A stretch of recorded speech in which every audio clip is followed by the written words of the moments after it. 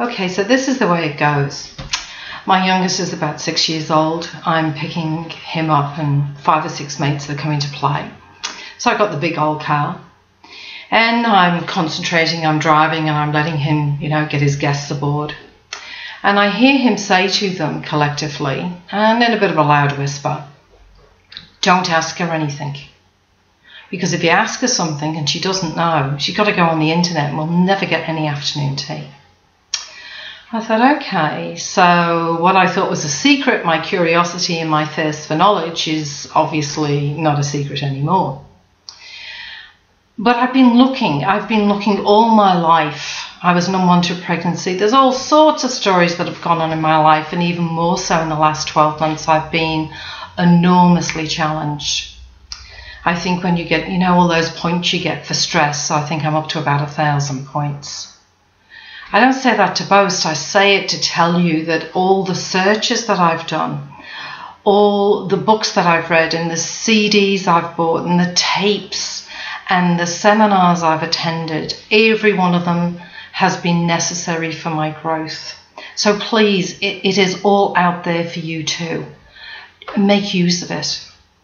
I have my mentors and my champions, and this is what they look like. These are the mentors that I've had for many, many years. And you need to find yours. It could be somebody local. It could be these people also. There's so much help on the internet now. For me, I run my own programs. I'm still a work in progress myself. And I think I always will be, and I want to be. My curiosity and where it leads me to, I have a very open mind to lots and lots of ideas. I'll give you an example.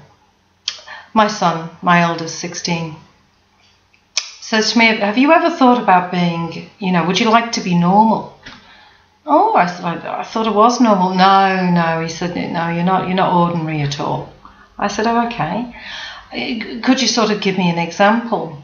He said, "Well, when we're sick, you pray over us, you get a pen and paper and you check our auras out, you put crystals under the bed, you get the vitamins and minerals out, you check out the acupressure points on our feet, we've got a health machine, you balance us up, you give us remedies."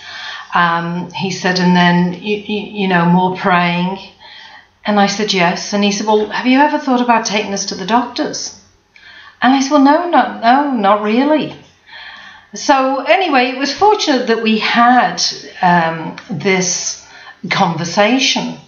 And by the way, I've been very sick nearly all my life, and this is why I've gone down this pathway. People couldn't seem to give me the answers, so I found the answers for myself. And a couple of weeks later, he's 6'4" and he puts his hands on my shoulders and I'm looking up and he's looking down and he says, "Now, Mum, don't say a word. Once you get the car keys, I have an earache." And I went, he said, "No, don't say a word. Just take me to the doctors." So I did.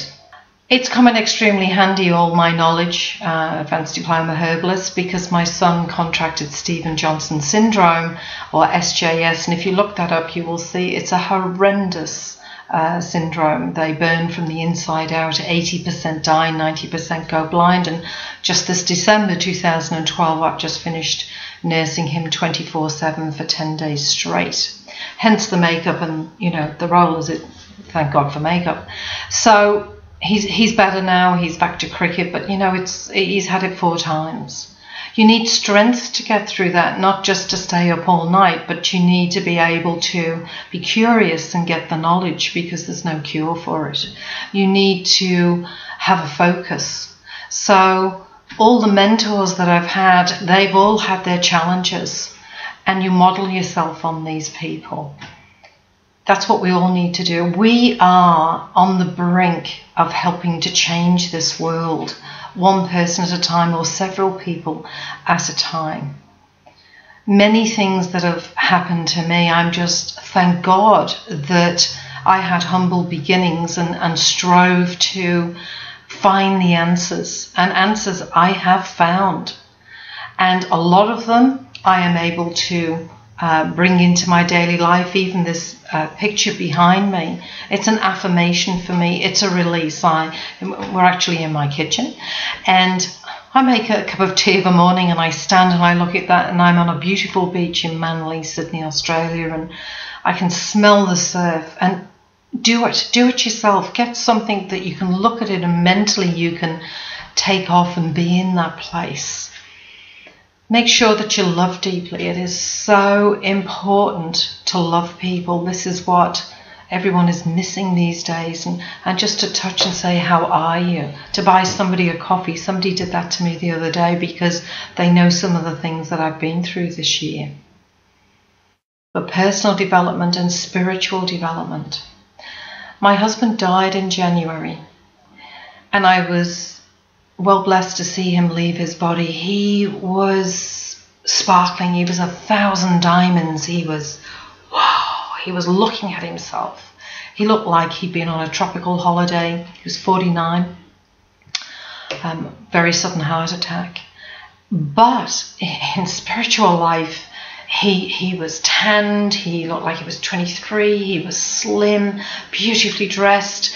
He was glowing, he was in awe, and the light behind him was amazing. I shared this at the funeral, 260 people, because I said to them, every one of you, we all have this to look forward to. It is another life. I have communicated with him since this, and the information is just beautiful. And you know what? We all know our answers because they're inside. We need these mentors. We need these champions. We need the teachers to help us remember to keep life simple, to be kind, to be loving, to be caring, to be polite, to have good manners, to care, to be good neighbours.